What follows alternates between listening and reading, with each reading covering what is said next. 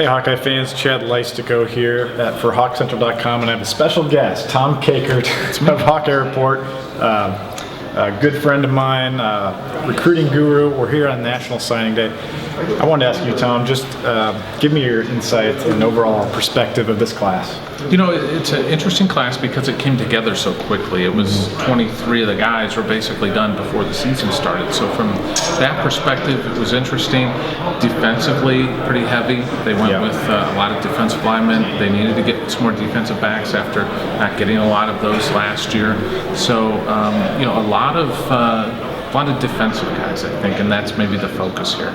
Yeah, and Christian Welch and Barrington Wade, I think, are probably going to end up at linebacker. Yeah, it sounds like. Yeah. Emmanuel Rigamba goes to D-back, so Billings to D-back. Yep. So a lot of guys, a ton of guys really that have played offensive stars going to the defensive side of the ball. I think that's a common theme. Yeah, and you look at Hooker, the other kid who was, you know, did everything but sell popcorn at his high school team, and he's going to play defensive back.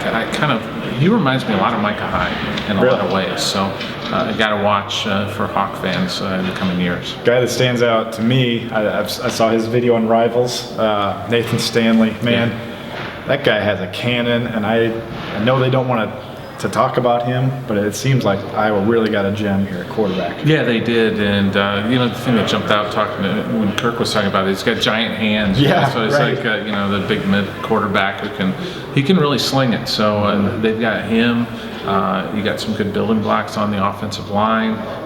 You know, with some in-state kids, and the late pickup today with Ulrich Jackson from Michigan. So Phil Parker did a tremendous job in Michigan this year with Boswell and getting the two defensive ends, Lattimore, Golson, and then Jackson late. So he did a really bang-up job getting kids out of Michigan. And so did Cowboy Desmond, right? Cowboy Desmond, that was a good reference today from Kirk Ferentz's news conference here.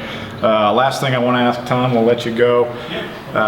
Any sleepers in this class that you see that maybe get the 2 to 3 low 3-star type ratings, but could explode? You know, the guy I really like is Barrington Wade, as kind of a guy under the radar, because all of his film is basically running back. I mean, he was a great running back in high school this past year.